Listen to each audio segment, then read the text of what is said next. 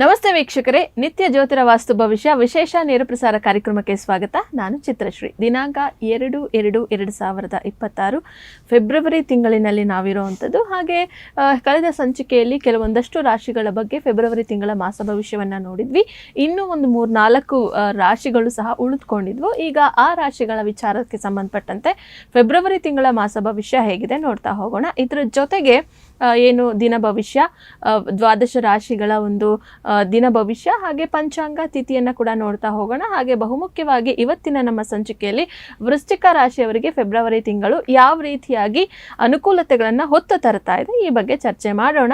ಈ ಎಲ್ಲ ವಿಚಾರಗಳನ್ನ ತಿಳಿಸ್ಕೊಡ್ತಾರೆ ಗುರೂಜಿಗಳು. ಅವರನ್ನ ಮೊದಲನೇದಾಗಿ ಕಾರ್ಯಕ್ರಮಕ್ಕೆ ಸ್ವಾಗತಿಸ್ತಾ ಇದ್ದೀನಿ. ಖ್ಯಾತ ಜ್ಯೋತಿಷ್ಯರು, ಖ್ಯಾತ ಸಂಖ್ಯಾಶಾಸ್ತ್ರಜ್ಞರು ಹಾಗೂ ಪಂಚಭೂತ ವಾಸ್ತು ತಜ್ಞರಾದ ಶ್ರೀ ಮಂಜುನಾಥ್ ಗುರೂಜಿಗಳು. ಗುರೂಜಿ ನಮಸ್ತೆ, ಕಾರ್ಯಕ್ರಮಕ್ಕೆ ಸ್ವಾಗತ.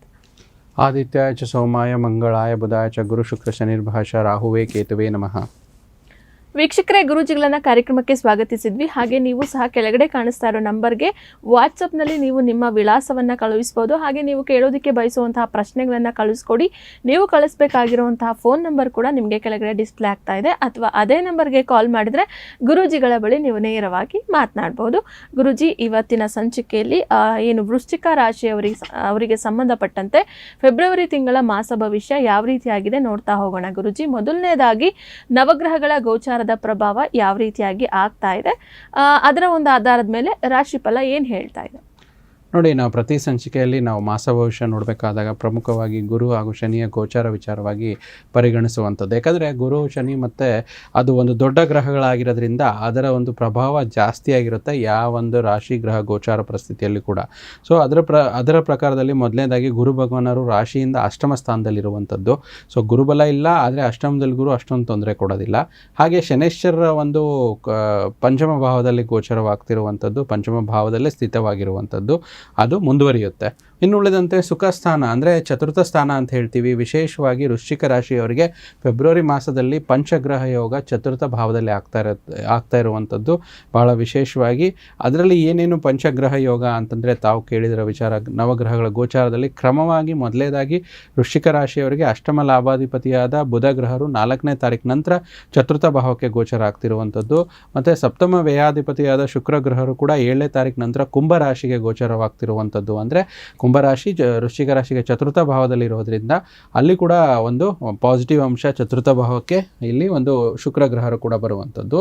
ಹಾಗೆ ದಶಮಾಧಿಪತಿ ಆಗಿರುವಂಥ ಸೂರ್ಯಗ್ರಹರು ನಿಮ್ಮ ವೃಶ್ಚಿಕ ರಾಶಿಯವರಿಗೆ 14ನೇ ತಾರೀಕು ನಂತರ ಚತುರ್ಥ ಭಾವದಲ್ಲಿ ಗೋಚರವಾಗುತ್ತೆ. ಇದು ಕೂಡ ಒಳ್ಳೆಯ ಒಂದು ಗೋಚರ ಅಂತ ಹೇಳ್ತೀವಿ. ಮತ್ತು ಬಹಳ ಪ್ರಮುಖವಾಗಿ ವೃಶ್ಚಿಕ ರಾಶಿಯವರಿಗೆ ಇವರ ರಾಶಿಯ ರಾಶಾಧಿಪತಿ ಅಂತ ನಾವೇನು ನೋಡ್ತೀವಿ ಮಂಗಳ ಗ್ರಹ 24ನೇ ತಾರೀಕು ಇದು ಕೂಡ ಸುಖ ಸ್ಥಾನಕ್ಕೆ ಅಂದರೆ ಚತುರ್ಥ ಭಾವಕ್ಕೆ ಬರುವಂಥದ್ದು. ಈ ರೀತಿ ವೃಶ್ಚಿಕ ರಾಶಿಯವರಿಗೆ ಪಂಚಗ್ರಹಗಳ ಕೂಟ ಒಂದು ಚತುರ್ಥ ಭಾವದಲ್ಲಿ ಆಗ್ತಾ ಇರುವಂಥದ್ದು ಬಹಳ ವಿಶೇಷ ಫೆಬ್ರವರಿ ತಿಂಗಳಲ್ಲಿ. ಜೊತೆಯಲ್ಲಿ ಗುರು ಶನಿಯ ಗೋಚಾರ ಸಾಮಾನ್ಯವಾಗಿ ಇರುವಂಥ ಸ್ಥಿತಿಯಲ್ಲೇ ಮುಂದುವರಿಯುತ್ತೆ. ಈ ರೀತಿ ಒಂದು ಗ್ರಹಗಳ ಗೋಚಾರ ವೃಶ್ಚಿಕ ರಾಶಿಯವರಿಗೆ ಫೆಬ್ರವರಿಯಲ್ಲಿ ಜರುಗ್ತಾ ಇದೆ.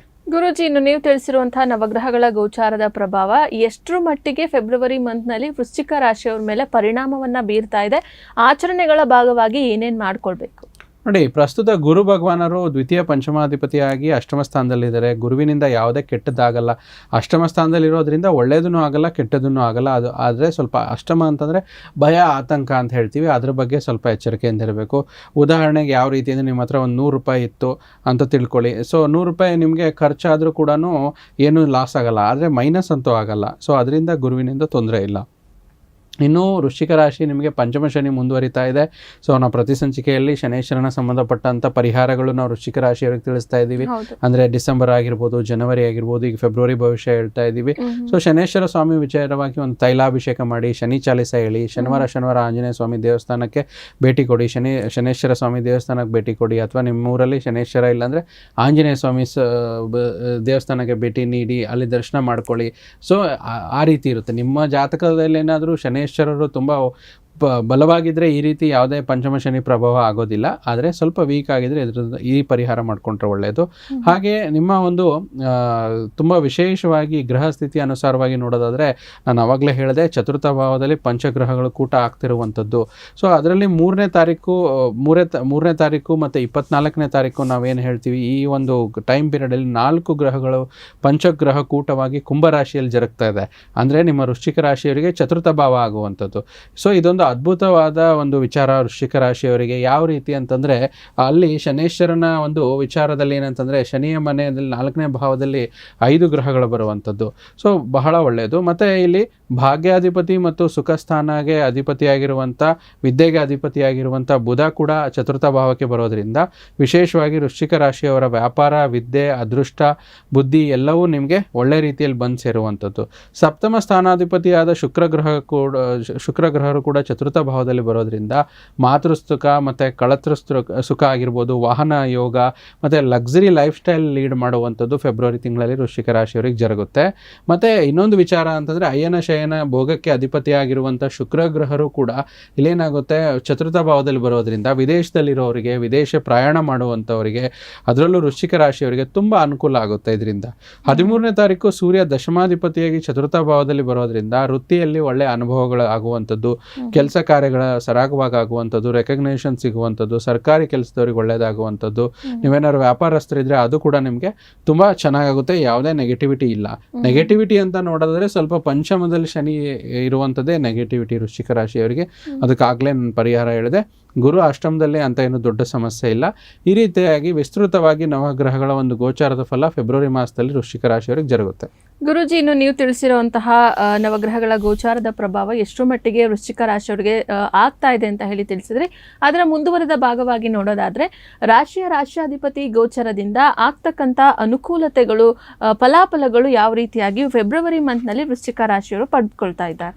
ನೋಡಿ, ಫೆಬ್ರವರಿ ತಿಂಗಳಲ್ಲಿ ವಿಶೇಷವಾಗಿ ರಾಶಿಯಾಧಿಪತಿ ಗೋಚರ ಅಲ್ದಿರ ತುಂಬ ವಿಶೇಷವಾಗಿ ಆಚರಣೆ ವಿಚಾರದಲ್ಲಿ 2 ಪ್ರಮುಖ ಆಚರಣೆಗಳು. ಒಂದು ಮಹಾಶಿವರಾತ್ರಿ, ಸೌರಚಂದ್ರ ಮಹಾಶಿವರಾತ್ರಿ 15ನೇ ತಾರೀಕು ಜರುಗುವಂಥದ್ದು, 14ನೇ ತಾರೀಕು ಶನಿ ಪ್ರದೋಷ ಇರುವಂಥದ್ದು. ಈ ವಿಶೇಷ ಆಚರಣೆಗಳ ಜೊತೆಗೆ ತಾವು ಕೇಳಿದ ಹಾಗೆ ರಾಶಿಯಾಧಿಪತಿ ಗೋಚರದಿಂದ ಏನಾಗುತ್ತೆ ಅಂತಂದರೆ, ಮಂಗಳ ಗ್ರಹ ವೃಶ್ಚಿಕ ರಾಶಿಗೆ ರಾಶಿಯಾಧಿಪತಿ ಮಂಗಳ ಗ್ರಹ 23ನೇ ತಾರೀಕು ನಂತರ ಚತುರ್ಥ ಭಾವದಲ್ಲಿ ಗೋಚಾರ. ಅಂದರೆ ಚತುರ್ಥ ಅಂದರೆ ಸುಖ ಭಾವ ಅಂತ ಹೇಳ್ತೀವಿ, ಹೌಸ್ ಆಫ್ ಕಂಫರ್ಟ್. ಇದರಿಂದ ಏನು ಕಂಫರ್ಟ್ ಸಿಗುತ್ತೆ, ವಾಹನ, ವಸ್ತು ಖರೀದಿ ಮತ್ತು ಮನೆ ಖರೀದಿ, ಇದರಲ್ಲೆಲ್ಲ ಒಂದು ಒಳ್ಳೆ ಅನುಕೂಲ, ಶುಭ ಕಾರ್ಯ, ಮನೆಯಲ್ಲಿ ಒಳ್ಳೆ ವಾತಾವರಣ ನಿರ್ಮಾಣ ಆಗುವಂಥದ್ದು.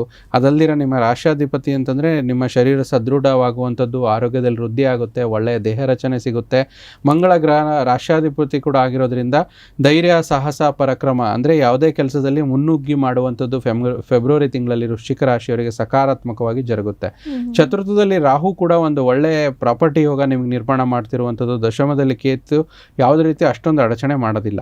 ಆದರೆ ಇನ್ನು ಸಾಮಾನ್ಯವಾಗಿ ನೋಡೋದಾದರೆ ಒಂದು ಗೋಚರದ ಪ್ರಭಾವದ ವಿಚಾರವಾಗಿ ವೃಶ್ಚಿಕ ರಾಶಿಯವರಿಗೆ ಫೆಬ್ರವರಿ ತಿಂಗಳಲ್ಲಿ ಒಳ್ಳೆಯ ಸಾರ್ಥಕತೆ ಜೀವನ ಸಿಗುತ್ತೆ. ವೃತ್ತಿಯಲ್ಲಿ ಬಹಳ ಸಂತೋಷ, ಗೌರವ, ಮನೆ ಕಟ್ಟುವಂಥದ್ದಾಗಿರ್ಬೋದು, ಹೊಸ ಕೆಲಸಕ್ಕೆ ಕೈ ಹಾಕುವಂಥದ್ದಾಗಿರ್ಬೋದು, ಹೊಸ ಏನೋ ಖರೀದಿ ಮಾಡುವಂಥದ್ದಾಗಿರ್ಬೋದು, ಇದರಲ್ಲಿ ಸಕ್ಸಸ್ ಕಾಣ್ತೀರಾ.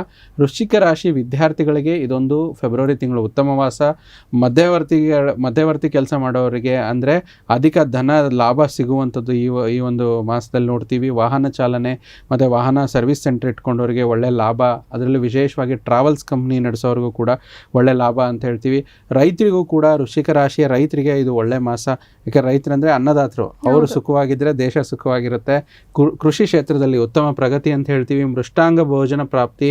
ಸ್ವಲ್ಪ ಮಿಶ್ರ ಫಲ ಅಂತ ನೋಡೋದಾದರೆ ಬೆಳಗ್ಗೆಯಿಂದ ಮಧ್ಯಾಹ್ನದವರೆಗೂ ಏನೋ ಒಂದು ಫೆಬ್ರವರಿ ತಿಂಗಳಲ್ಲಿ ಸ್ವಲ್ಪ ಸೋಂಬೇರಿತನ ಅಂತ ಇರ್ಬೋದು, ಅಂದರೆ ಸೆಕೆಂಡ್ ಹಾಫಲ್ಲಿ ಆ್ಯಕ್ಟಿವ್ ಅಂತ ತೋರಿಸುತ್ತೆ. ಅದಕ್ಕೆ ಸಿಂಪಲ್ ಆಗಿ ಬೆಳಗ್ಗೆ ನೀವು ಸೂರ್ಯೋದಯಕ್ಕಿಂತ ಬೇಗ ಇದ್ದರೆ ನೀವು ತುಂಬ ಆ್ಯಕ್ಟಿವ್ ಆಗಿರ್ತೀರ. ಅದಕ್ಕೆ ಫೆಬ್ರವರಿ ತಿಂಗಳಲ್ಲಿ ಇದನ್ನು ರೂಢಿಸ್ಕೊಳ್ಳಿ. ಅದಲ್ದಿರ ಕೋರ್ಟು ಕಚೇರಿಗಳಲ್ಲಿ ಜಯ, ರಾಜಕೀಯ ಕ್ಷೇತ್ರದವರಿಗೆ ಉತ್ತಮ, ಹೋಟೆಲ್ ಉದ್ಯಮಿಗಳಿಗೆ, ಸಣ್ಣ ಪುಟ್ಟ ವ್ಯಾಪಾರಗಳಿಗೆ ಅಂದರೆ ಈಗ ಹಣ್ಣು, ತರಕಾರಿ, ಚಿಕ್ಕ ಪುಟ್ಟ ವ್ಯಾಪಾರ ಮತ್ತು ಹೂವು ಮಾರಾಟಗಾರರಿಗೆ ಒಳ್ಳೆಯ ಲಾಭ, ಮನೆಯಲ್ಲಿ ಸಂತೋಷದ ವಾತಾವರಣ ನಿರ್ಮಾಣ ಆಗ್ತಿರುವಂಥದ್ದು. ವಿವಾಹಕ್ಕೆ ಸಂಬಂಧಪಟ್ಟಂಥ ಕೆಲಸ ಕಾರ್ಯಗಳಲ್ಲಿ ಉತ್ತಮ ಪ್ರಗತಿ, ಷೇರು ವ್ಯವಹಾರಗಳಲ್ಲಿ ಉತ್ತಮ ಲಾಭ, ಕೆಲಸ ಕಾರ್ಯಗಳಲ್ಲಿ ಮೇಲಾಧಿಕಾರಿಗಳಿಂದ ಒಳ್ಳೆಯ ಪ್ರಶಂಸೆ ಮತ್ತು ಸಹಕಾರ ಸಿಗುತ್ತೆ. ಮತ್ತು ಹಿರಿಯರ ಮಾತನ್ನು ಗೌರವಿಸಿ ಅದರಿಂದ ಅವ್ರ ಮಾತನ್ನು ಕೇಳಿ ನಿಮಗೂ ಕೂಡ ಒಳ್ಳೆಯದಾಗುತ್ತೆ. ಅದರಲ್ಲೂ ವೃಶ್ಚಿಕ ರಾಶಿಯ ರಿಯಲ್ ಎಸ್ಟೇಟ್ ಬಿಸ್ನೆಸ್ ಮಾಡುವಂಥವ್ರಿಗೆ ತಿಂಗಳ ತುಂಬ ಅದ್ಭುತವಾಗಿದೆ. ಹೆಚ್ಚು ಪ್ರಯತ್ನ ಪಟ್ಟರೆ ಮ್ಯಾಕ್ಸಿಮಮ್ ಸಕ್ಸಸ್ ನಿಮಗೆ ಸಿಗುತ್ತೆ.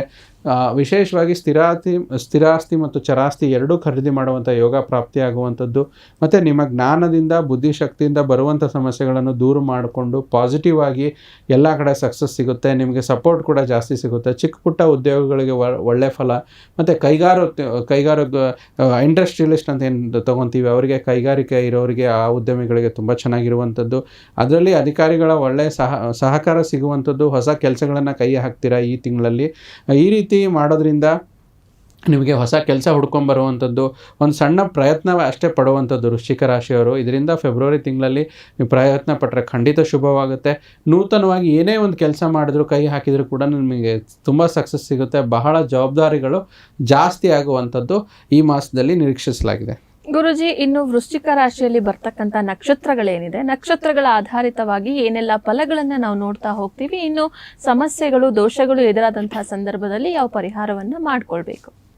ವಿಶೇಷವಾಗಿ 3 ನಕ್ಷತ್ರಗಳಂತ ಹೇಳ್ತೀವಿ: ವಿಶಾಖ, ಅನುರಾಧ, ಜ್ಯೇಷ್ಠ. ವಿಶಾಖ ನಕ್ಷತ್ರದವರು ಜವಾಬ್ದಾರಿಗಳಿಂದ ತಪ್ಪಿಸಿಕೊಳ್ಳಲು ಸ್ವಲ್ಪ ನೋಡ್ತೀರಾ ಕುಟುಂಬದ ವಿಚಾರವಾಗಿ, ಬಟ್ ಅದು ಜರುಗೋದಿಲ್ಲ. ಅದಕ್ಕೆ ಅದನ್ನು ನಿಭಾಯಿಸಬೇಡಿ, ಅದರಿಂದ ಏನೂ ಸಮಸ್ಯೆ ಆಗೋದಿಲ್ಲ. ಅನುರಾಧ ನಕ್ಷತ್ರದವರಿಗೆ ನಿಮಗೆ ಸಕ್ಸಸ್ ವ್ಯಾಪಾರದಲ್ಲಿ, ಉದ್ಯೋಗದಲ್ಲಿ ಎರಡರಲ್ಲೂ ಸಿಗುವಂಥದ್ದು. ಜ್ಯೇಷ್ಠ ನಕ್ಷತ್ರದವರಿಗೆ ಕೆಲವು ಒಂದು ಯೋಜನೆಯನ್ನು ಕೈ ಬಿಡಬೇಕಾಗುತ್ತೆ. ನಂತರ ನಿಮ್ಮ ಮಾನಸಿಕ ದೃಷ್ಟಿಕೋನದಲ್ಲಿ ಬದಲಾವಣೆ ಆಗುತ್ತೆ, ಅದು ಸಕಾರಾತ್ಮಕವಾಗಿ ಆಗುತ್ತೆ. ಪರಿಹಾರಗಳನ್ನು ಅಂತಂದರೆ ಸ್ವಲ್ಪ ಆ್ಯಕ್ಟಿವ್ ಆಗಿರಲು ನೀವು ಸೂರ್ಯ ನಮಸ್ಕಾರಗಳನ್ನು ಅಳವಡಿಸ್ಕೊಳ್ಳಿ. ದಿನಾಲು ಧ್ಯಾನ ಯೋಗವನ್ನು ನಿಮ್ಮನ್ನು ರೂಢಿಸ್ಕೊಳ್ಳಿ. ಸ್ವಲ್ಪ ಚಂದ್ರ ವೀಕ್ ಇರೋದ್ರಿಂದ ಚಂದ್ರನಿಗೆ ಸಂಬಂಧಪಟ್ಟಂಥ ಬೀಜಾಕ್ಷರಿ ಮಂತ್ರಗಳು ಓಂ ಸೋಮ ಸೋಮಾಯ ನಮಃ ಅಂತ ದಿನಾಲು 108 ಬಾರಿ ಜಪ ಮಾಡುವಂಥದ್ದು, ಮತ್ತು ಮಂಗಳವಾರ ಶನಿವಾರ ಆಂಜನೇಯ ಸ್ವಾಮಿ ದೇವಸ್ಥಾನಕ್ಕೆ ಭೇಟಿ ನೀಡಿ ಪ್ರಾರ್ಥನೆ ಸಲ್ಲಿಸುವಂಥದ್ದು ಒಳ್ಳೆಯದಾಗುತ್ತೆ. ಹೆಚ್ಚು ಅಂಗವಿಕಲರಿಗೆ ಸಹಾಯ ಮಾಡುವಂಥದ್ದು ವೃಶ್ಚಿಕ ರಾಶಿಯವರಿಗೆ ಒಳ್ಳೆಯದನ್ನು ತಂದುಕೊಡುತ್ತೆ. ಇನ್ನು ಕೊನೆಯದಾಗಿ ಸೂಚನೆ ಅಂತಂದರೆ, ಮನೆಯಲ್ಲಿ ಯಾವುದೋ ಒಂದು ಕೊಳ್ತಿರೋದು ಅಥವಾ ಮುರಿದಿರುವಂಥ ವಸ್ತುಗಳನ್ನು ಇಡಲೇಬೇಡಿ, ಸ್ವಚ್ಛವಾಗಿ ಇಟ್ಕೊಳ್ಳಿ. ಇಷ್ಟು ಸೂಚನೆ, ಇಷ್ಟು ಪರಿಹಾರ ಮಾಡ್ಕೊಳ್ಳಿ, ಖಂಡಿತ ಒಳ್ಳೆಯದಾಗುತ್ತೆ. 100ರಲ್ಲಿ 80% ವೃಶ್ಚಿಕ ರಾಶಿಯವರಿಗೆ ಈ ಒಂದು ಫೆಬ್ರವರಿ ಮಾಸ ಪಾಸಿಟಿವ್ ಆಗಿದೆ. ನೋಡಿದ್ರಲ್ಲ ವೀಕ್ಷಕರೇ, ಫೆಬ್ರವರಿ ತಿಂಗಳಿನ ಒಂದು ಮಾಸ ಭವಿಷ್ಯ ವೃಶ್ಚಿಕ ರಾಶಿಯವರಿಗೆ ಯಾವ ರೀತಿಯಾಗಿದೆ ಅಂತ ಹೇಳಿ ಗುರುಜಿಗಳು ತಿಳಿಸ್ಕೊಟ್ಟಿದ್ದಾರೆ. ವೀಕ್ಷಕರೇ, ನಮ್ಮ ಕಾರ್ಯಕ್ರಮದ ಬಹುಮುಖ್ಯ ಅಂಗ ಇವತ್ತಿನ ದಿನದ ಪಂಚಾಂಗ ಮತ್ತೆ ತಿಥಿಯನ್ನ ನೋಡೋಣ. ಗುರುಜಿ ತಿಳಿಸ್ತೀರಾ? 2 ಫೆಬ್ರವರಿ 2026 ಪ್ರಥಮ ತಿಥಿ ಕೃಷ್ಣ ಪಕ್ಷ, ಆಶ್ಲೇಷ ನಕ್ಷತ್ರ, ಆಯುಷ್ಮಾನ ಯೋಗ ಇರುವಂಥದ್ದು ವಿಶೇಷ. ಸೋಮವಾರ. ಇವತ್ತಿನ ಬೆಂಗಳೂರಿನ ಕಾಲಮಾನ ನಮ್ಮ ರಾಜ್ಯಕ್ಕೆ ಸಂಬಂಧಪಟ್ಟ ಹಾಗೆ 6 ಗಂಟೆ 42 ನಿಮಿಷಕ್ಕೆ ಸೂರ್ಯೋದಯ ಆದರೆ 6 ಗಂಟೆ 19 ನಿಮಿಷಕ್ಕೆ ಸೂರ್ಯಾಸ್ತ ಆಗುತ್ತೆ. ರಾಹು ಕಾಲ 8 ಗಂಟೆ 14 ನಿಮಿಷದಿಂದ 9 ಗಂಟೆ 40 ನಿಮಿಷ. ಯಮಗಂಡ ಕಾಲ 11 ಗಂಟೆ 7 ನಿಮಿಷದಿಂದ 12 ಗಂಟೆ 33 ನಿಮಿಷ. ಗುಳಿಕ ಕಾಲ ಬಂದು 2 ಗಂಟೆ 40 ನಿಮಿಷದಿಂದ 3 ಗಂಟೆ 27 ನಿಮಿಷ. ಅಭಿಜಿತ ಮುಹೂರ್ತ ಅಥವಾ ಅಭಿಜಿತ ಲಗ್ನ ಅಂತ ನೋಡೋದಾದರೆ 12 ಗಂಟೆ 10 ನಿಮಿಷದಿಂದ 12 ಗಂಟೆ 56 ನಿಮಿಷವಾಗಿರುವಂಥದ್ದು. ಗುರುಜಿ, ಇವತ್ತಿನ ದಿನದ ವಿಶೇಷತೆ ನೋಡಿ, ಸೋಮವಾರ ವಿಶೇಷವಾಗಿ ಮಾಘ ಮಾಸದಲ್ಲಿ ಒಂದು ವಿಶೇಷ ಸೂರ್ಯನ ಆರಾಧನೆ ಹಾಗೂ ಶಿವನ ಆರಾಧನೆಗೆ ಮೀಸಲಾಗಿರುವಂಥದ್ದು. ಶಿವನಿಗೆ ಬಿಲ್ವಪತ್ರೆ ಅರ್ಚನೆ ಮಾಡಿ ಇವತ್ತು ಸೋಮವಾರದೊತ್ತು ಮಾಡುವಂಥದ್ದು. ಮತ್ತು ವಿಶೇಷವಾಗಿ ಚಂದ್ರನಿಗೆ ಸಂಬಂಧಪಟ್ಟಂಥ ಸೋಮವಾರ ಅನ್ನದಾನ ಸೇವೆ. ಸೊ ನಿಮಗೆ ಕೈಲಾದಷ್ಟು ಅನ್ನದಾನ ಸೇವೆಗೆ ಇದು ಮಾಡಿ. ಅನ್ನದಾನ ಸೇವೆ ಅಂದರೆ ಎಲ್ಲ ಕಡೆ ನೀವು ಇಷ್ಟೇ ಕೊಡಬೇಕು ಅಂತಲ್ಲ, ಎಲ್ಲೋ ಒಂದು ಕಡೆ ಇಸ್ಕಾನ್ನಲ್ಲಿ ಒಂದು ಅನ್ನದಾನ ಸೇವೆ ಇರುತ್ತೆ, ಮತ್ತೊಂದು ಎಲ್ಲೋ ಕಡೆ ಇರುತ್ತೆ. ನಿಮ್ಮ ಕೈಲಾದಷ್ಟು ಸಹಾಯ ಮಾಡಿ. ಚಂದ್ರ ಅಕ್ಕಿಗೆ ಕಾರಕ ಆಗಿರುವಂಥ ಗ್ರಹ, ಅದರಿಂದ ನಿಮಗೆ ತುಂಬ ಒಳ್ಳೆಯ ಒಂದು ಫಲ ಲಭಿಸುವಂಥದ್ದು. ಗುರುಜಿ, ಇವತ್ತಿನ ದಿನದ ವಿಶೇಷತೆಯನ್ನು ಕೂಡ ತಿಳಿಸ್ಕೊಟ್ಟಿದ್ದೀರಾ. ಹಾಗೆ 12 ರಾಶಿಗಳ ದಿನ ಭವಿಷ್ಯವನ್ನ ನೋಡ್ತಾ ಹೋಗೋಣ. ಮೊದಲನೇದಾಗಿ ಮೇಷರಾಶಿ. ಮೇಷರಾಶಿಯವರಿಗೆ ನಿಮ್ಮ ಭಾವನೆಗಳು ನಿಯಂತ್ರಿಸಲು ನಿಮಗೆ ಸ್ವಲ್ಪ ಕಷ್ಟವಾಗಬಹುದು. ನಿಮ್ಮ ಅಸಾಮಾನ್ಯ ವರ್ತನೆ ನಿಮ್ಮ ಸುತ್ತಲಿನ ಜನರಲ್ಲಿ ಸ್ವಲ್ಪ ಗೊಂದಲ ಕೆಡವಬಹುದು ಮತ್ತು ನಿರಾಸೆಗೊಳಿಸಬಹುದು. ಅದಕ್ಕೆ ತಾಳ್ಮೆಯಿಂದಿರಿ, ಶಾಂತವಾಗಿರಿ. ಮೇಷರಾಶಿಯ ನಂತರ ಮುಂದಿನ ರಾಶಿ ವೃಷಭ ರಾಶಿ. ನೀವು ಸಾಕಷ್ಟು ವಿಶ್ರಾಂತಿ ತೆಗೆದುಕೊಳ್ತಿದ್ರೆ ನಿಮಗೆ ಆಗದಂತೆ ಮತ್ತು ಅಧಿಕ ವಿಶ್ರಾಂತಿ ಬೇಕೆನಿಸುತ್ತದೆ. ಇಂದು ನೀವು ಗಣನೀಯ ಪ್ರಮಾಣದ ಹಣವನ್ನು ಸಹ ಹೊಂದುತ್ತೀರಿ ಮತ್ತು ಅದರೊಂದಿಗೆ ಮನಃಶಾಂತಿ ಕೂಡ ಇವತ್ತು ದೊರೆಯುತ್ತದೆ. ವೃಷಭ ರಾಶಿಯ ನಂತರ ಮುಂದಿನ ರಾಶಿ ಮಿಥುನ ರಾಶಿ. ನಿಮ್ಮ ಮನಸ್ಸು ಒಳ್ಳೆಯ ವಿಷಯ ಇವತ್ತು ಗ್ರಹಣೆ ಮಾಡುವಂಥದ್ದು. ಸ್ವಲ್ಪ ಹೆಚ್ಚು ಹಣ ಮಾಡಲು ನವೀನ ಕಲ್ಪನೆಯನ್ನು ಇವತ್ತು ಜಾಸ್ತಿ ಬಳಸ್ಕೊಳ್ಳಿ, ಒಳ್ಳೆಯದಾಗುತ್ತೆ. ಅತಿಥಿಗಳು ನಿಮ್ಮ ಮನೆಗೆ ಒಂದು ಆಹ್ಲಾದಕರ ಮತ್ತು ಒಂದು ಅದ್ಭುತ ಸಂಜೆಯಾಗಿ ಮಾಡ್ತಾರೆ, ಅದ್ರ ಬಗ್ಗೆ ನಿರೀಕ್ಷೆ ಇಟ್ಕೊಳ್ಳಿ, ಒಳ್ಳೆಯದಾಗುತ್ತೆ. ಮಿಥುನ ರಾಶಿಯ ನಂತರ ಮುಂದಿನ ರಾಶಿ ಕರ್ಕಾಟಕ ರಾಶಿ. ರಾಶಿಯವರಿಗೆ ಸ್ವಲ್ಪ ಏನೋ ಇವತ್ತು ಖಿನ್ನತೆ ಕಾಣಿಸ್ತಾ ಇದೆ, ಅದಕ್ಕೆ ಖಿನ್ನತೆಯನ್ನು ಹೊಡೆದೋಡಿಸಿ. ಇಂದು ನೀವು ಅದನ್ನು ನಿಮ್ಗೇನಾದ್ರು ಆವರಿಸ್ಕೊಳ್ತಿದ್ರೆ ನಿಮ್ಮ ಪ್ರಗತಿಗೆ ಅದು ಅಡ್ಡಿಪಡಿಸುತ್ತೆ. ನೀವು ತ್ವರಿತ ಹಣ ಪಡೆಯುವ ಬಯಕೆ ಇವತ್ತು ಖಂಡಿತ ಹೊಂದಿರ್ತೀರಾ. ಸಮಾಧಾನದಿಂದಿರಿ, ಹಣ ಖಂಡಿತ ಬಂದೇ ಇರುತ್ತೆ. ಸಿಂಹ ರಾಶಿಯವರಿಗೆ ಇವತ್ತಿನ ಸೋಮವಾರದ ದಿನ ಭವಿಷ್ಯ ಏನಿದೆ ನೋಡೋಣ. ನಿಮ್ಮ ಸಂಜೆ ವಿಭಿನ್ನ ಪ್ರತಿಕ್ರಿಯೆಗಳಿಂದ ಗುರುತಿಸಲ್ಪಡುತ್ತೆ. ಸ್ವಲ್ಪ ಉದ್ವೇಗ ಅನಿಸ್ತಾ ಇದೆ ನಿಮ್ಮ ಸಿಂಹರಾಶಿಯವರಿಗೆ, ಆದರೆ ಹೆಚ್ಚು ಚಿಂತಿಸುವ ಅಗತ್ಯ ಇಲ್ಲ. ನಿಮಗೆ ಸಂತೋಷ ಮತ್ತು ನಿರಾಸೆ ಹೆಚ್ಚು ಇವತ್ತು ಆನಂದ ತಂದು ಕೊಡುತ್ತೆ. ಸಿಂಹ ರಾಶಿಯ ನಂತರ ಮುಂದಿನ ರಾಶಿ ಕನ್ಯಾ ರಾಶಿ. ಸ್ನೇಹಿತರ ಸ್ವಲ್ಪ ಶೀತಲ ವರ್ತನೆ ನಿಮಗೆ ಸ್ವಲ್ಪ ಮನಸ್ಸಿಗೆ ನೋವು ತರಬಹುದು, ಘಾಸಿ ಅನಿಸ್ಬೋದು. ಆದರೆ ಏನು ಚಿಂತೆ ಮಾಡಬೇಡಿ, ಶಾಂತವಾಗಿರಲು ಪ್ರಯತ್ನಿಸಿದೆ. ನಿಮಗೆ ಹಿಂದೆ ನಡೆಯುವ ದುಃಖದ ಬದಲಿಗೂ ಇವತ್ತು ನಡೆಯುವಂಥ ಖುಷಿ ವಿಚಾರವನ್ನು ಆನಂದಿಸಿ. ನಿಮಗೆ ಖಂಡಿತ ಒಂದು ಆನಂದಮಯವಾಗಿದ್ದೀರಾ ಆಗಿರುವಂಥದ್ದು. ಕನ್ಯಾ ರಾಶಿಯ ನಂತರ ಮುಂದಿನ ರಾಶಿ ತುಲಾ ರಾಶಿಯ ಬಗ್ಗೆ ನೋಡೋದಕ್ಕೂ ಮುಂಚೆ ಗುರುಜಿ ನಮಗೆ ವಾಟ್ಸಪ್ನಲ್ಲಿ ಬಂದಿರುವಂತಹ ಪ್ರಶ್ನೆಯನ್ನು ತೆಗೆದುಕೊಳ್ಳೋಣ. ಗುರುಜಿ, ಇವರು ತಮ್ಮ ಹೆಸರನ್ನ ಹೇಳ್ತಾ ಇದ್ದಾರೆ. ಗುರುಜಿ ತಿಳಿಸ್ಲಾ? ತಿಳಿಸಿ. ಪ್ರಣೀತ್. ಓಕೆ. ಜನ್ಮ ದಿನಾಂಕ 10/7/2010. 10/7/2010. ಜನ್ಮ ಸಮಯ 1:38 AM ಹಾಗೆ ಹುಟ್ಟಿರುವಂತಹ ಸ್ಥಳ ಮಡಿಕೇರಿ. ಗುರುಜಿ, ಇವ್ರು ಕೇಳ್ತಾ ಇರುವಂತಹ ಪ್ರಶ್ನೆ ಎಜುಕೇಶನ್ ರಿಲೇಟೆಡ್ ಪ್ರಶ್ನೆ ಕೇಳ್ತಾ ಇದ್ದಾರೆ. 10th ಕಂಪ್ಲೀಟ್ ಆಗಿದೆ, ಈ ಇಯರ್ ಕಂಪ್ಲೀಟ್ ಆಗಿದೆ ಅಂತ ಹೇಳ್ತಾ ಇದ್ದಾರೆ. Which combination to choose science or commerce ಅಂತ ಹೇಳಿ ಕೇಳ್ತಾ ಇದ್ದಾರೆ. ಯಾವ ಕಾಂಬಿನೇಷನ್ ಅನ್ನ ನಾನು ತೆಗೆದುಕೊಂಡ್ರೆ ಒಳ್ಳೇದು ಅಂತ ಹೇಳಿ ಕಾಂಬಿನೇಷನ್ ಆಯ್ಕೆ ಮಾಡುವಂತ ವಿಚಾರದಲ್ಲಿ ಕೇಳ್ತಾ ಇದ್ದಾರೆ. ಓಕೆ. ಸೊ ಜಾತಕ ಕಳಿಸಿರೋದು ಹುಟ್ಟಿರುವಂಥದ್ದು ಶುಕ್ರವಾರ, ಮೃಗಶಿರ ನಕ್ಷತ್ರ, ಮತ್ತು ಇವ್ರದ್ದು ರಾಶಿ ಬಂದು ವೃಷಭ ರಾಶಿ. ನೋಡಿ, ಯಾವುದೇ ಜಾತಕದಲ್ಲಿ ಎಜುಕೇಷನ್ನ ಡಿಸೈಡ್ ಮಾಡಬೇಕಂದ್ರೆ ಪ್ರೈಮರಿ ಎಜುಕೇಷನ್ಗೆ ನಾವು 4th ಹೌಸ್ ಅಂತ ತೊಗೊತೀವಿ, ಹೈಯರ್ ಎಜುಕೇಷನ್ 5th ಮತ್ತು 9th ಹೌಸ್ ಅಂತ ಹೇಳ್ತೀವಿ. ಜಾತಕದಲ್ಲಿ ಇವ್ರ ಜಾತಕ ಬಂದು ಮೇಷ ಲಗ್ನದ ಜಾತಕ. ಇಲ್ಲಿ ಚತುರ್ಥದಲ್ಲಿ ಬುಧ ಇರುವಂಥದ್ದು, ಪಂಚಮದಲ್ಲಿ ಶುಕ್ರ ಮತ್ತು ಕುಜ ಇರುವಂಥದ್ದು, ಭಾಗ್ಯಸ್ಥಾನದಲ್ಲಿ ರಾಹು ಇರುವಂಥದ್ದು. ಸೊ ಈ ಕಾಂಬಿನೇಷನ್ಸ್ ಏನು ಕೊಡ್ತಾ ಇದೆ ಅಂದರೆ, ಬಹುಮುಖ್ಯವಾಗಿ ಪಂಚಮದಲ್ಲಿ ಶುಕ್ರ ಮತ್ತು ಕುಜ ಒಂದು ಟೆಕ್ನಾಲಜಿಕಲ್ ಪ್ಲಾನೆಟ್ ಅಂತ ಹೇಳ್ತೀವಿ. ಅಂದರೆ IAS ಮತ್ತು ಈಗ ನಡೀತಿರುವಂಥ ರೋಬೋಟಿಕ್ಸು ಏನು ಲೇಟೆಸ್ಟ್ ಆಗಿರುವಂಥ ಟೆಕ್ನಾಲಜಿಕಲ್ ಪ್ಲಾನೆಟ್ ಅಂತ ಹೇಳ್ತೀವಿ. ಸೊ ಮತ್ತು ಕುಜ ಒಂದು ಸಿವಿಲ್ ಇಂಜಿನಿಯರಿಂಗ್ನ ಸೂಚಿಸುತ್ತೆ. ಆ ದಶೆ ಕೂಡ ಅದನ್ನೇ ನಡೀತಾ ಇದೆ, ರಾಹು ದಶೆನೇ ನಡೀತಿದೆ. ರಾಹು ಕೂಡ ಟೆಕ್ನಾಲಜಿಕಲ್ ಪ್ಲಾನೆಟು. ಸೊ ಇದರಿಂದ ಇವರು ಟೆಕ್ನಿಕಲ್ ಕೋರ್ಸಸ್ನ ಆಯ್ಕೆ ಮಾಡಿಕೊಂಡ್ರೆ ಒಳ್ಳೆಯದು. ಸೊ ಟೆಕ್ನಿಕಲ್ ಇಂಜಿನಿಯರಿಂಗು ಆ ಥರ ಅಂದರೆ ಖಂಡಿತವಾಗಿ ಇವರು SSLC ಇಂದ ಸೈನ್ಸ್ ಮಾಡಬೇಕಾಗುತ್ತೆ. ಸೊ ಸೈನ್ಸ್ ಕಾಂಬಿನೇಷನ್ ತೊಗೊಳ್ಳಿ, PCMB ಅಥವಾ PCMC ತೊಗೊಳ್ಳಿ. ಬೇರೆ ಯಾವುದೇ ರೀತಿ ಅಂಥ ಕಾಮರ್ಸ್ ಆಗಲಿ ಆರ್ಟ್ಸ್ ಆಗಲಿ ಆ ಥರ ಕಾಂಬಿನೇಷನ್ಸ್ ಬೇಡ. ಒಳ್ಳೆ ಸ್ಕೋರ್ ಕೂಡ ಆಗುತ್ತೆ. ರಾಹು ದಶೆ ನಡೀತಿರೋದ್ರಿಂದ ಸ್ವಲ್ಪ ರಾಹು ಭಾಗ್ಯಸ್ಥಾನದಲ್ಲಿರೋದ್ರಿಂದ ಸ್ಕೋರ್ಸಲ್ಲಿ ಏರುಪೇರಾಗುತ್ತೆ. ಕಷ್ಟಪಟ್ಕೊಂಡು ಕಾನ್ಸಂಟ್ರೇಷನಿಂದ ಓದಿದರೆ ಒಳ್ಳೆ ಸ್ಕೋರ್ಸು ಸಿಗುತ್ತೆ. ಸೊ ಈ ವರ್ಷ SSLC ಅಂತ ಹೇಳ್ತಾ ಇದ್ದೀರಲ್ಲ, ರಾಹು ದಶೆನಲ್ಲಿ ನಡೀತಿರುವಂಥ ಬುಧ ಭುಕ್ತಿನಲ್ಲಿ ಒಳ್ಳೆಯ ಒಂದು ಮಾರ್ಕ್ಸು, ಒಳ್ಳೆಯ ಒಂದು ಸ್ಕೋರು ಖಂಡಿತ ಸಿಗುತ್ತೆ. ಸೊ ನಮಗೆ ಪ್ರಶ್ನೆಯನ್ನ ಕಳುಹಿಸಿದ್ದಂತಹ ಪ್ರಣೀತ್, ಇವತ್ತಿನ ಸಂಚಿಕೆಯನ್ನು ನೀವು ವೀಕ್ಷಿಸಿದ್ರೆ ಯಾವ ಕಾಂಬಿನೇಷನ್ ತಗೊಳ್ಬೇಕು, ಯಾಕೆ, ಜೊತೆಗೆ ಹೇಗೆ ನಿಮ್ಗೆ ಅದು ವರ್ಕ್ ಆಗುತ್ತೆ ಅಂತ ಹೇಳಿ ಗುರುಜಿಗಳು ತಿಳಿಸ್ಕೊಟ್ಟಿದ್ದಾರೆ.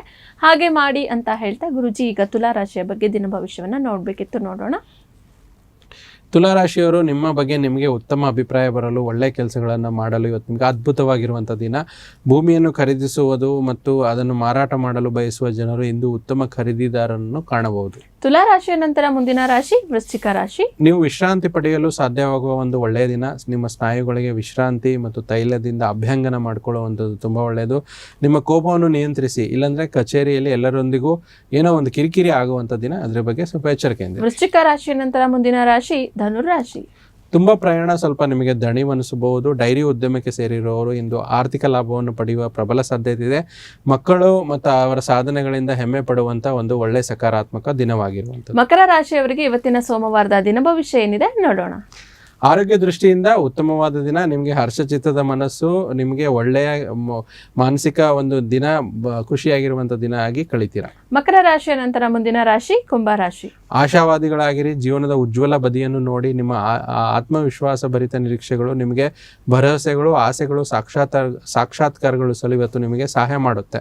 ಕುಂಭ ರಾಶಿಯ ನಂತರ ಮುಂದಿನ ಹಾಗೂ ಕೊನೆಯ ರಾಶಿ ಮೀನರಾಶಿ. ನಿಮ್ಮ ಹಠಾತ್ ಪ್ರವೃತ್ತಿ ನಿಮಗೆ ಗಂಭೀರವಾದ ಆರೋಗ್ಯ ಸಮಸ್ಯೆಗಳನ್ನು ಉಂಟು ಮಾಡಬಹುದು. ಕೆಲಸದ ಸ್ಥಳದಲ್ಲಿ ಅಥವಾ ವ್ಯಾಪಾರದಲ್ಲಿ ಯಾವುದೋ ಅಜಾಗರೂಕತೆ ಇಂದು ನಿಮಗೆ ಆರ್ಥಿಕ ನಷ್ಟವನ್ನು ಉಂಟು ಮಾಡುವಂಥದ್ದು. ಇಲ್ಲಿಗೆ ದ್ವಾದಶ ರಾಶಿಗಳ ದಿನ ಭವಿಷ್ಯ ಮುಕ್ತಾಯ ಆಗಿದೆ. ವೀಕ್ಷಕರೇ, ನಿಮ್ಮ ರಾಶಿ ವಿಚಾರಕ್ಕೆ ಸಂಬಂಧಪಟ್ಟಂತೆ ಇವತ್ತಿನ ಸೋಮವಾರದ ದಿನ ಭವಿಷ್ಯ ಏನಿದೆ ಅಂತ ಹೇಳಿ ತಿಳಿದುಕೊಂಡಿದ್ದೀರಾ. ಹಾಗೆ ಪ್ರಶ್ನಾ ಸಮಯ ಭಾಗ. ಈಗ ಮತ್ತೊಂದು ಪ್ರಶ್ನೆ ಇದೆ, ಗುರುಜಿ ತಗೊಳ್ಬೋದಾ? ಖಂಡಿತ. ಗುರುಜಿ, ಇವರು ತಮ್ಮ ಹೆಸರನ್ನ ಹೇಳ್ತಾ ಇದ್ದಾರೆ. ಗುರುಜಿ, ವಿಕಾಸ್. ಹೌದು. ಜನ್ಮ ದಿನಾಂಕ 21/9/1989. 89. ಜನ್ಮ ಸಮಯ 11:05 AM ಹುಟ್ಟಿರುವಂತಹ ಸ್ಥಳ ಬೆಂಗಳೂರು. ಓಕೆ, ಏನು ಪ್ರಶ್ನೆ ಇದೆ? ಇವರು IT ಡಿಪಾರ್ಟ್ಮೆಂಟ್ ಅಲ್ಲಿ ವರ್ಕ್ ಮಾಡ್ತಾ ಇದಾರಂತೆ, ಫ್ಯಾಮಿಲಿ ಜೊತೆ ಇದ್ದಾರೆ. ಈಗ ಫ್ಯಾಮಿಲಿ ಸೇರಿಸ್ಕೊಂಡು ಒಂದು ಬಿಸ್ನೆಸ್ ಮಾಡ್ಬೋದಾ ಅಂತ ಹೇಳಿ ಕೇಳ್ತಾ ಇದ್ದಾರೆ ಗುರುಜಿ. ಓಕೆ, ಇದ್ರ ಬಗ್ಗೆ ಡಿಸಿಷನ್ ತಗೊಳ್ಬೋದಾ, ನಾನು ಈ ತರ ಮಾಡಿದ್ರೆ ಏನಾಗಬಹುದು ಅಂತ ಕೇಳ್ತಾ ಇದ್ದಾರೆ. ಗುರುವಾರ ಹುಟ್ಟಿರುವಂಥದ್ದು ಮೃಗಶಿರ ನಕ್ಷತ್ರ ವಿಕಾಸ್ ಅವರೇ. ಸೊ ಜಾತಕದಲ್ಲಿ ವೃಶ್ಚಿಕ ಲಗ್ನ ಅಂತ ಹೇಳ್ತೀವಿ, ಸಪ್ತಮದಲ್ಲಿ ಚಂದ್ರ ಇರುವಂಥದ್ದು.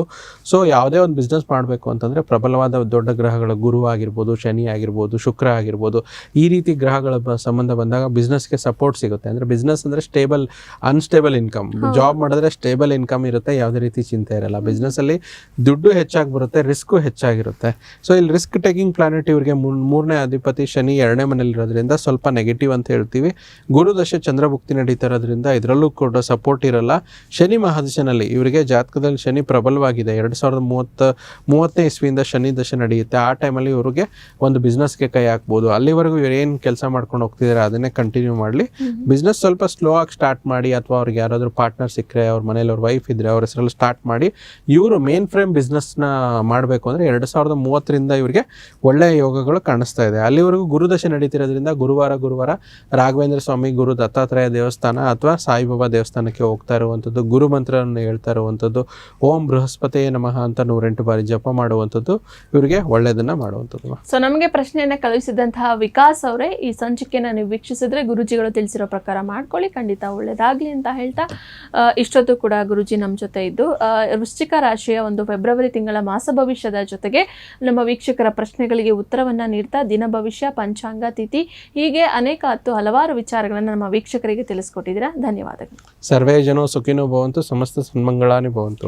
ಇವತ್ತಿನ ಸಂಚಿಕೆಯನ್ನು ಇಲ್ಲಿಗೆ ಮುಗಿಸ್ತಾ ಇದ್ದೀವಿ. ಮತ್ತೊಂದು ಸಂಚಿಕೆಯಲ್ಲಿ ಭೇಟಿಯಾಗೋಣ. ನೋಡ್ತಾ ಇರಿ ಪ್ರಗತಿ ಟಿವಿ, ಇದು ನಿಮ್ಮಿಂದ ನಿಮಗಾಗಿ.